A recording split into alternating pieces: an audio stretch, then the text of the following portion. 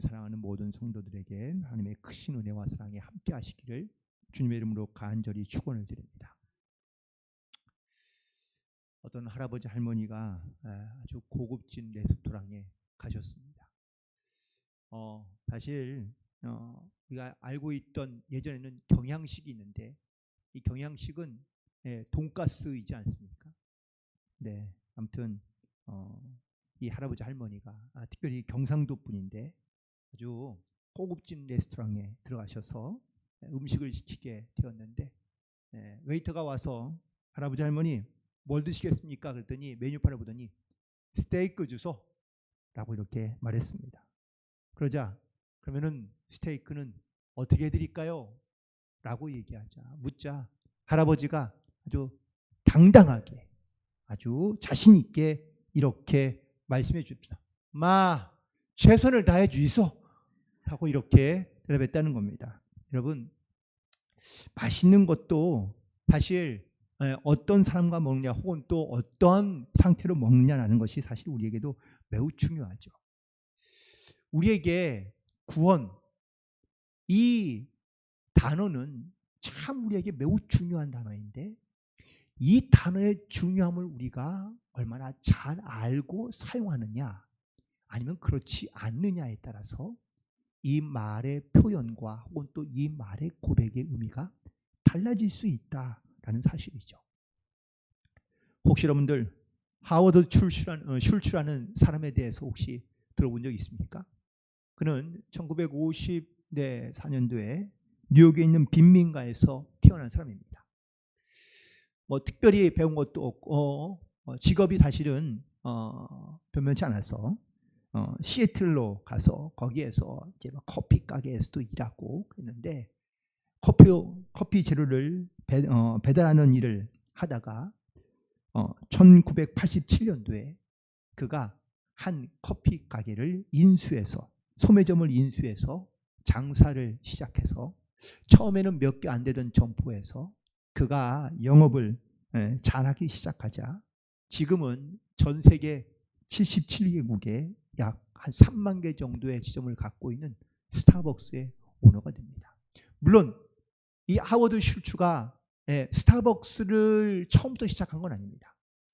스타벅스 가게에서 처음에 생겼을 때에 그 가게에서 시애틀에서 일한 건 맞지만 사실 처음부터 그가 그 가게를 운영한 건 아니었습니다. 그런데 그렇게 거기에서 일하다 보니까 이 커피 가게를 어떻게 운영하면 좋을지를 깨닫게 되고 그리고 도전하게 되었다는 거죠.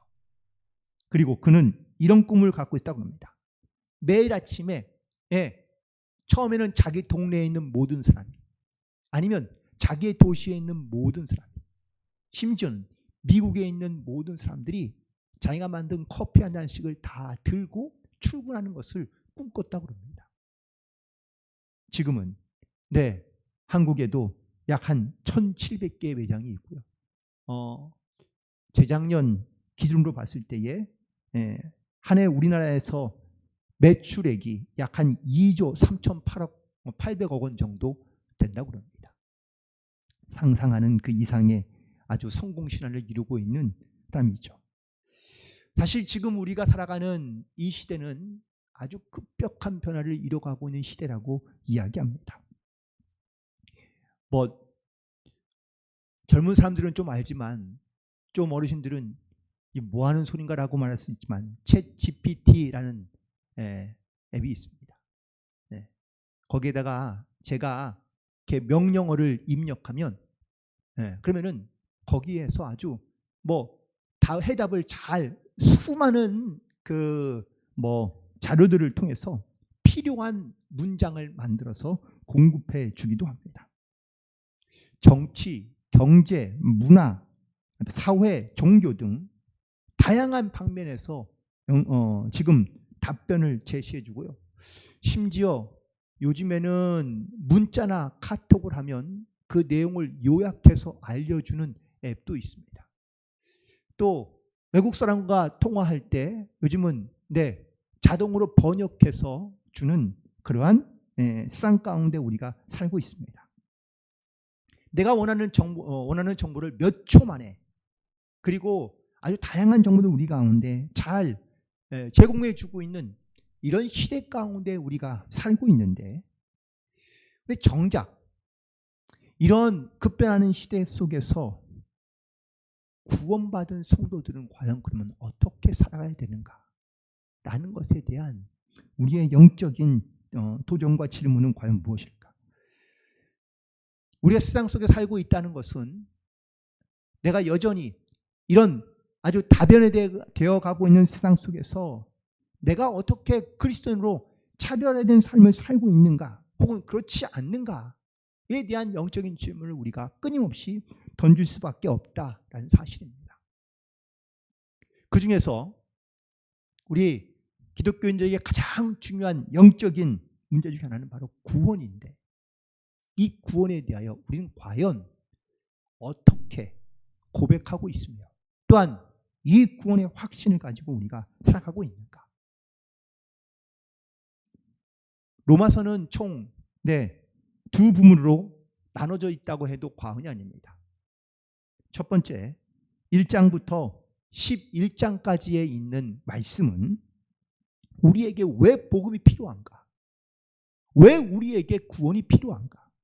라는 이 질문으로 시작해서 그 구원을 받을 수 있는 방법과 그리고 내용에 대해서 이야기하고 있는데, 오직 믿음, 오직 은혜로 우리가 구원을 받았다라는 것을 말하고 있고 증거하고 있습니다. 그리고 12절부터 16장까지에 있는 말씀은 믿음으로 구원을 받은 성도들이 그러면 어떻게 이 세상 속에서 구별된 삶을 살아갈 수 있느냐라는 것에 대해서 매우 구체적으로 우리 가운데 말씀하고 있다라는 것이죠.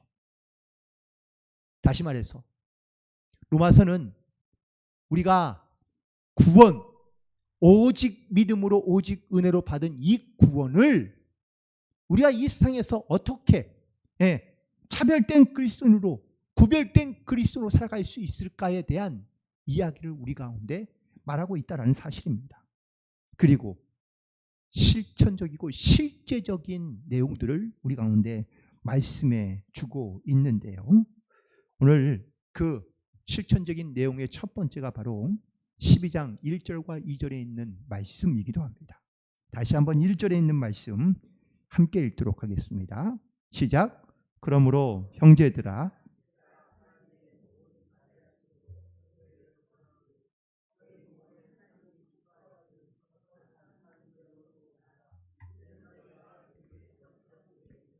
아멘. 여러분, 우리가 구원받았다는 것은 어떤 말일까? 내가 그냥 단순히 예수를 믿고 그리고 내가 천국에 들어가게 되었다라는 것을 말하고 있느냐? 네, 구원의 시작은 거기에서부터 시작될 수 있습니다. 하지만 그것이 구원의 마지막 끝은 아니다라는 것이죠. 우리가 예수를 믿고 그 믿음으로 말미암아 구원을 얻은 것은 사실이지만, 하지만 내가 예수를 믿었다고 그리고 구원에 이르며 혹은 또 내가 하나님의 자녀가 되어서 하나님의 백성을 이 땅 가운데 살아가고 있는 것이냐? 구원과 내가 구원받은 백성으로 이 땅 가운데 살아가는 것은 다른 겁니다. 분리되어 있다라는 이야기예요.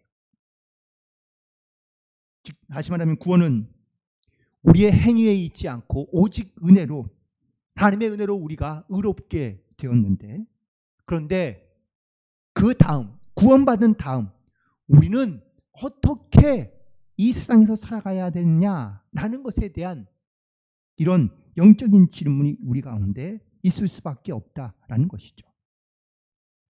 그래서 오늘 본문에서 사도 바울은 믿음의 형제들에게 권하고 있는 말씀이 있습니다. 이 권한다라는 말은 바로 간청한다 혹은 또 소원한다라는 뜻입니다. 로마에 있는 교인들에게 간절하게 호소하고 있는 베드로의 고백은, 권면은 바로 너희 몸을 하나님이 기뻐하시는 거룩한 산제물로 드리라 라고 말하고 있습니다. 구약의 제사의 방법은요, 바로 크게는 두 가지의 제사로 나눌 수 있는데, 제사의 방법은 다양하지만 제사의 목적이 중요하지 않습니까?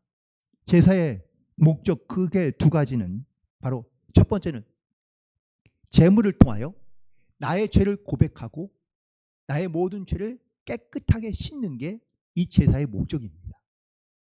그래서 속죄제라고 하죠. 뭐 속건제든 속죄제든 나의 죄를 대신해서 제물을 드리고 내 죄를 용서받는 것이 이 제사의 가장 중요한 첫 번째 목적입니다. 두 번째 목적은 뭐죠? 죄를 용서받고 깨끗함 받았으면 그 다음에는요, 내가 하나님의 은혜에 감사하고 하나님의 영광을 돌리고 찬양하면서 하나님의 말씀대로 순종하며 살아가는 것이 이 제사를 드리는 가장 중요한 두 가지의 목적입니다.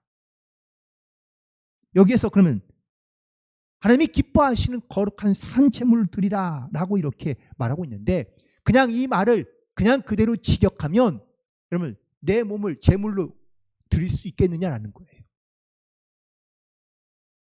사실 과거에 인신 제사가 있었습니다. 자기의 몸을 자해하거나 아니면 제물을 될 사람을 골라서 그 사람을 제물로 바쳐서 제사를 드리는 방법이 있었습니다. 그렇게 제물을 드리고 제사를 드리는 이유는 뭘까요? 살아있는 제물을 드리면 훨씬 더 신의 응답을 빨리 받을 수 있지 않을까라는 기대 때문인 것이죠. 사도 바울은 너희 몸을 산 제물로 드리라 라고 이렇게 말씀하고 있는데, 이 제물로 드리기 위해서는 우리가 하나님 앞에 하나님께 내 죄를 자복하고 회개하며 하나님 베푸신 은혜로 말미암아 우리가 하나님의 거룩함을 입어 말씀대로 순종하는 삶을 살아갈 수 있는 그런 영적인 준비가 되어 있어야 된다라는 사실입니다. 이 제물로 드린다, 제사를 드린다는 말에는 또 두 가지의 의미가 있습니다. 여러분, 제물은요, 산채로 죽이는 것이 아니라 반드시 죽여서 제사를 드려야 됩니다. 산채로 제물을 드리면 중간에 제물을 드리다가 이 제물이 살아서 도망가면 어떻게 합니까? 사실 그래서 이스라엘의 제사법 가운데 산제물을 그대로 드리는 제사법이 있긴 했습니다. 양을 그냥 자기의 갈 길을 가도록 내버려 둡니다. 그리고 거기 쥐를 쫓아가는 거예요. 그리고 되도록이면 양을 몰아서 산 꼭대기로 올라가는 겁니다. 그리고 손을 쓰지 않고 양이 스스로 떨어져 죽게끔. 그렇지만 사실은 목자가 그 양을 산 꼭대기로 인도해서 제물을 드리는 방법이 있긴 했습니다. 하지만 보통은 다 제물을 죽여서 제사를 드리는 것이죠. 자, 그렇다면 또 하나, 제사를 드릴 때 제사를 한 번만 드리면 되나요? 한 번만 드리면 끝인가요? 아닙니다. 절기 때마다 제물을 드립니다. 그러니까 한 번만 드리는 것이 아니라 반복해서 계속 드려야 된다라는 것이죠. 여기 말하는 산 제물은 바로 이런 것을 의미하고 있는 겁니다. 내가 하나님의 진노와 하나님의 어떤 심판을 피하기 위하여 내가 제물을 바쳐서 신의 노여움을 피하거나 혹은 신의 심판을 피하고자 하는 목적이냐? 아니요. 그런 것이 아니라는 겁니다. 예수 그리스도가 산 제물이 되어 십자가에 달려 죽었다는 사실을 지금 다시 상기시키고 있다는 사실인 것이죠. 그리고 예수님을 통하여 예수님을 또한 믿는 사람들이 다시 하나님의 그 사랑이 얼마나 값비싼 대가로 우리를 구원하신 그 구원의 은혜인지를 우리가 깊이 있게 깨닫고 그리고 내 삶을 바꾸어 변화시켜 나아가는 것이, 이것이 바로 거룩한 산 제물로 드리는 예배인 것을 말씀하고 있는 겁니다. 우리는 여기 끝부분에 보면 너희가 드릴 영적 예배라라고 이렇게 얘기하고 있는데, 여러분, 우리가 드려야 될 영적 예배는 과연 어떤 예배일까요? 습관에 따라 드리는 예배, 의식적으로 드리는 예배. 사실 우리가 내 필요에, 내 입맛에 맞는 예배, 우리가 그런 예배를 사실 드리고 있는 경우가 많습니다.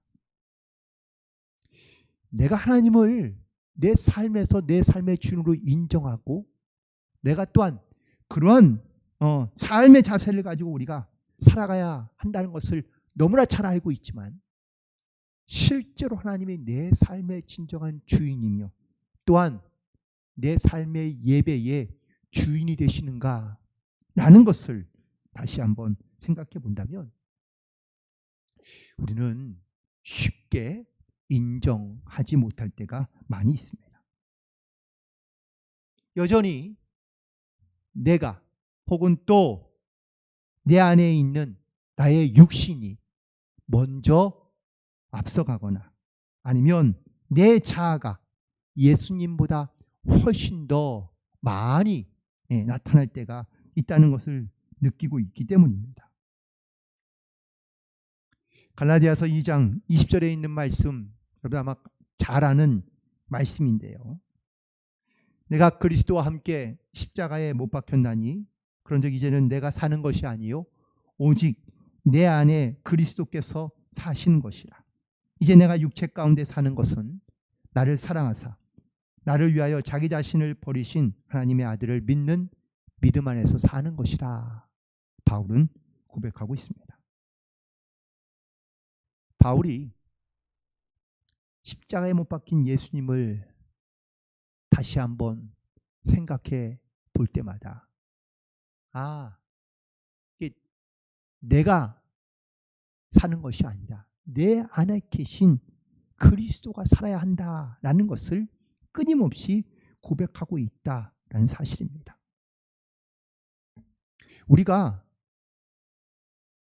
하나님을 향한 열심도 있고, 또한 하나님에 대한 진정성도 갖고 있지만, 우리가 끊임없이 현실을 마주하고 혹은 또 세상에서 내 신앙과 믿음이 자꾸 넘어지는 이유를 가만히 생각해 보면, 왜, 무엇 때문일까? 라는 것을 생각해 보면, 우리가 바로 내 안에 그리스도가 사는 것이 아니라 내 안에 있는 내가 먼저 살아가고 있기 때문인 것이죠. 주로 영어에 셀프, 자신이라는 단어가 들어가면 사실 다 좋은 말은 아닙니다. 첫 번째, selfish라고 이기적이라는 말이 있는데 selfish입니다. 그리고 self-centered 하면은 자기 중심적, self-love 자기 사랑적, self-sufficiency 자기 만족, self-protection 자기 보호.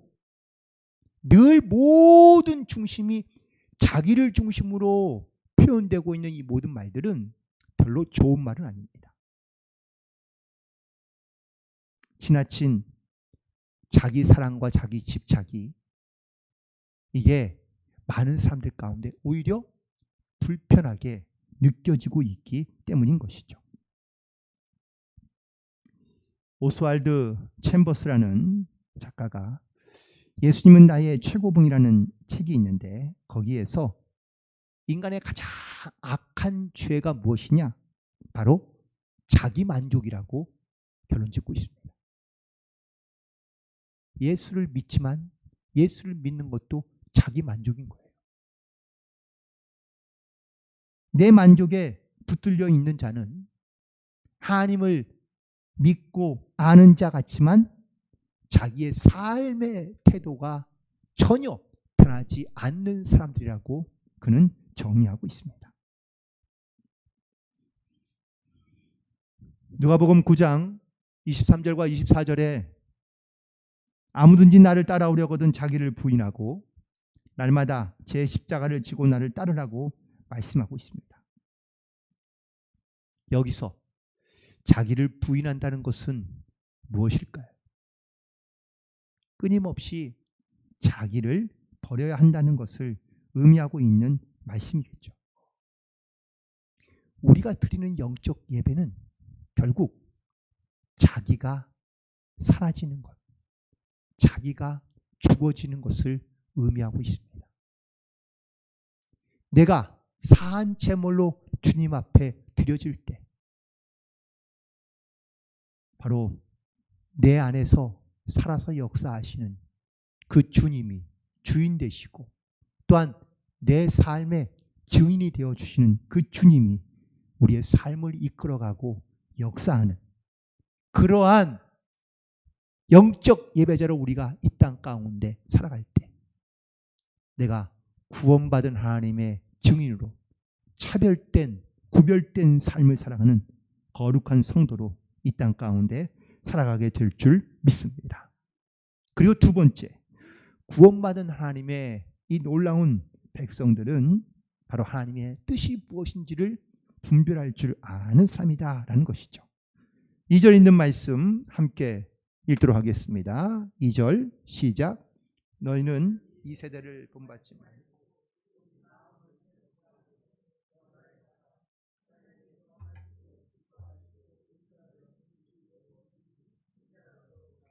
아멘.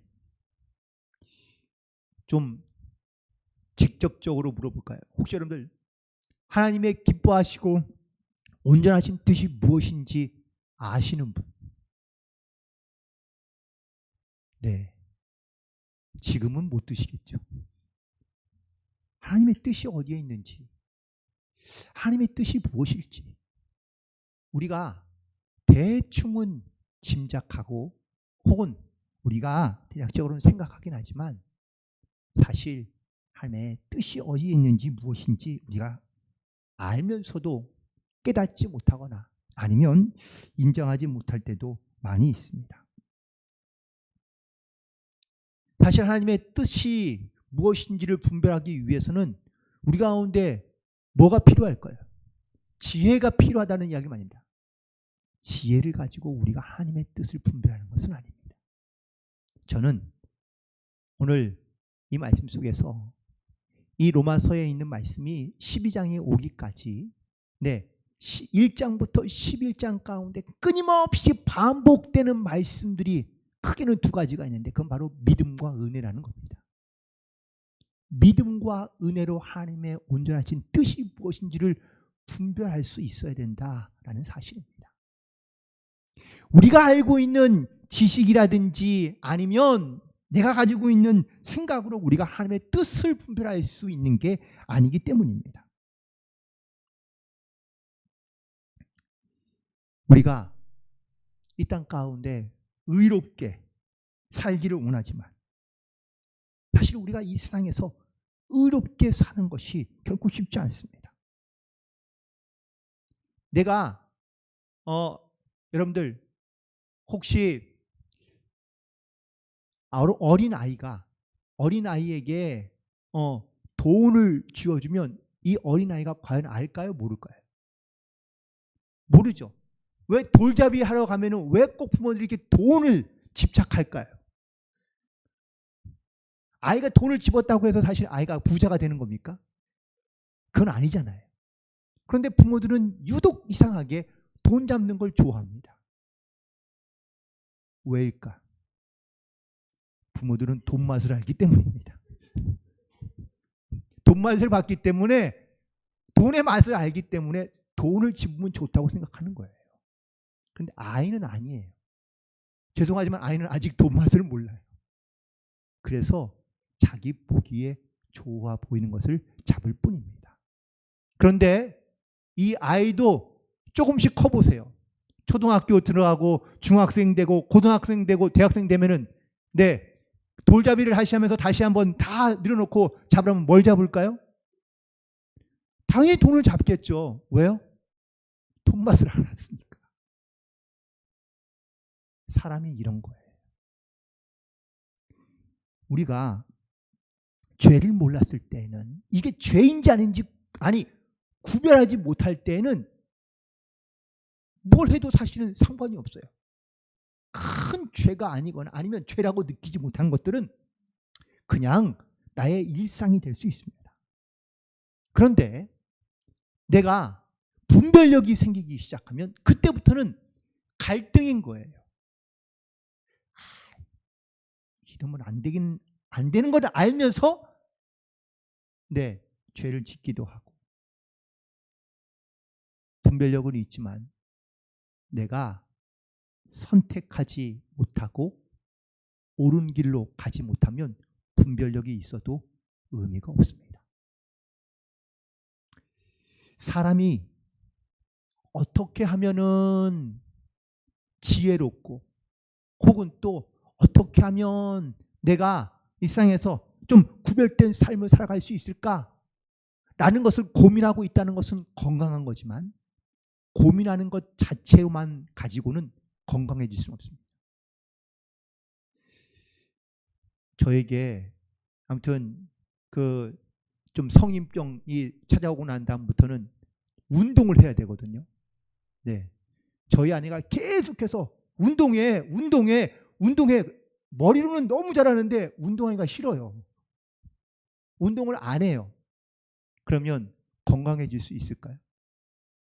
운동하지 않는데 어떻게 건강해질 수 있겠습니까? 사실은 건강해질 수가 없는 거겠죠. 우리는 분별할 수 있는 지혜도 없고 혹은 또 하나님의 온전한 뜻이 무엇인지를 모른 채 살아가진 않습니다.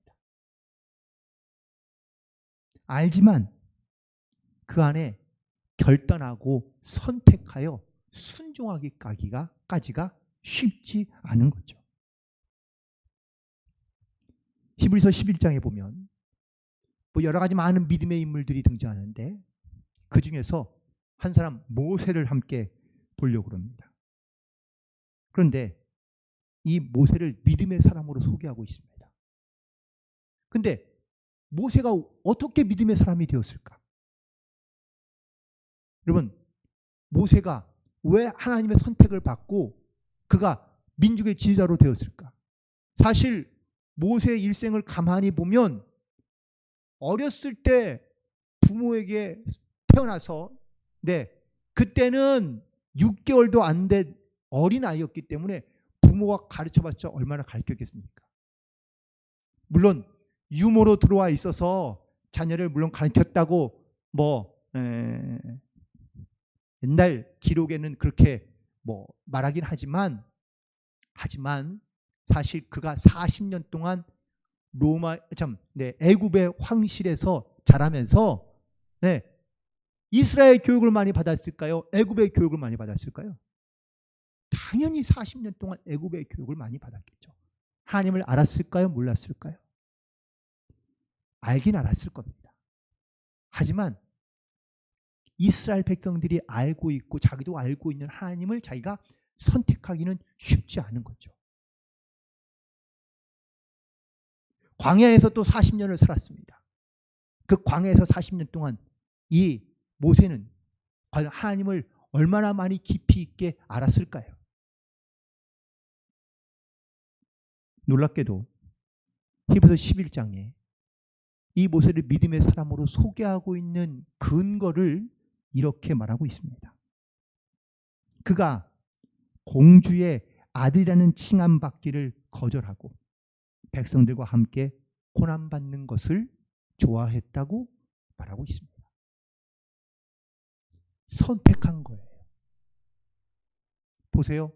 공주의 아들로 편하게 사는 게 좋아요? 아니면 노예로 살고 있는 백성들의 고통을 보며 그들과 함께하는 것이 더 좋아요? 선택해 보세요. 어떤 게 선택하기 쉬워요? 편한 거, 화려한 거, 나에게 도움이 되는 거, 유익한 거. 우리 이런 거 선택하며 살아가는 것이 세상에서 살기 쉬운 거잖아요. 신앙과 믿음으로 살아간다는 것은 내가 선택하기 쉬운 것, 내가 갖기 쉬운 것을 선택하며 살아가는 것이 아니라 하나님의 뜻이 어디 있는 줄을 알고 분별한다면 그것을 믿음으로 선택할 수 있어야 한다는 것을 의미하고 있는 겁니다. 에베소서 5장 16절 17절에 이렇게 말씀합니다. 세월을 아끼라 때가 악하니라. 그러므로 어리석은 자가 되지 말고 오직 주의 뜻이 무엇인지 이해하라.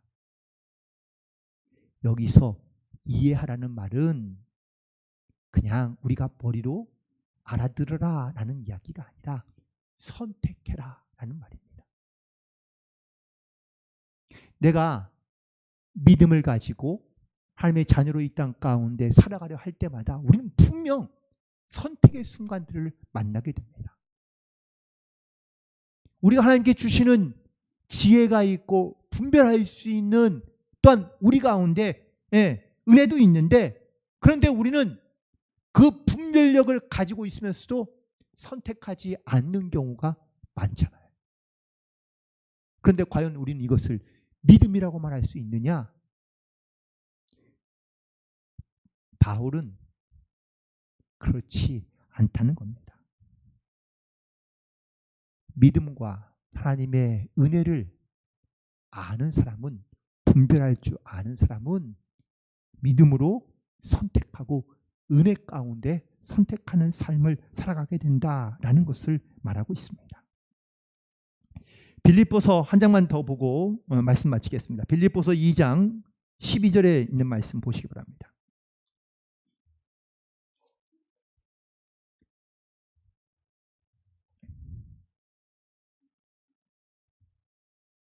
네, 찾으셨나요? 네, 빌립보서 2장 12절.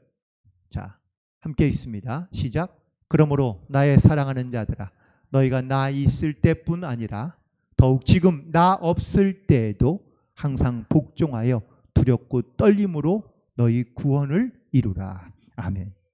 자, 여기서 말하는 두렵고 떨림이라는 이 단어, 두렵고 떨린다는 것이 어떤 의미일까요? 공포심을 조장하는 말이 아닙니다. 하나님의 구원의 은혜가 값싼 것, 떨림이 없는 것, 혹은 가치가 없는 것으로 여겨지지 않도록 우리의 구원에 대한 가치를 분명하게 선택하라라는 말씀인 것입니다. 작년인가요? 넷플릭스에서 했던 그 어떤 영화 아닌 다큐 비슷한 것인데, 나는 신이다 라는 그러한 그 이단 교주들의 그 어떤 이런 악행했던 모습들을 방영했던 그런 영상이 있습니다. 충격적인 영상들이 꽤나 많이 있는데, 그런데 그걸 보면서 너무 안타깝다라는 생각을 지울 수가 없습니다. 왜 저렇게 어리석을까? 왜 이렇게 분별력이 없을까? 영적으로 무지하거나 정말 영적으로 정말 분별력이 없으니 이단에 빠져 있는 것이 아닌가라고 사실 생각이 들긴 하지만, 가만히 얘기를 들어보면 나온 사람들의 이야기이긴 하지만 그 안에 있을 때는 분별력이 있어도 선택하기가 어렵다는 거예요. 또 물론 그 중에서는 분별력을 잃어버린 채 살아가는 사람도 있지만, 분별력을 가져도 믿음으로 선택하기가 쉽지 않다는 이야기들을 하시더라고요. 그런데 그 이야기가 진정성 있게 들리면서 동시에 또한 핑계처럼 들리기도 하는 것 같습니다. 그런데 우리들도 조금 다른, 다를 수는 있지만 사실 크게 다르지 않은 것처럼 살아가기도 합니다.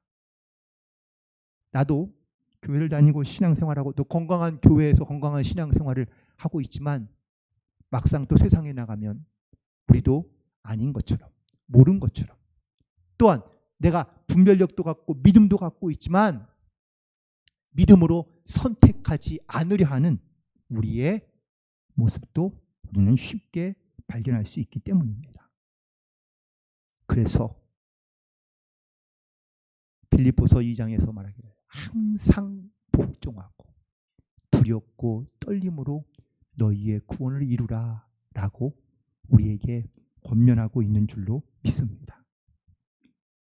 영적 혼돈의 시대 속에서 우리가 이런 영적인 분별력을 가지고 하나님께서 나에게 주신 이 구원이 정말 값싸고 가치 없는 그런 구원이 아니라 얼마나 소중하고 귀하고 값비싼 대가를 치루어 우리에게 주시는 하나님의 은혜인지를 우리가 깨달았다면 두렵고 떨림으로 우리가 항상 깨어있어 믿음으로 선택하고 하나님의 구원을 온전히 이루어가며 나아갈 수 있는 그런 저와 여러분이 되기를 주님의 이름으로 간절히 축원을 드립니다. 기도하시겠습니다. 주님 감사합니다.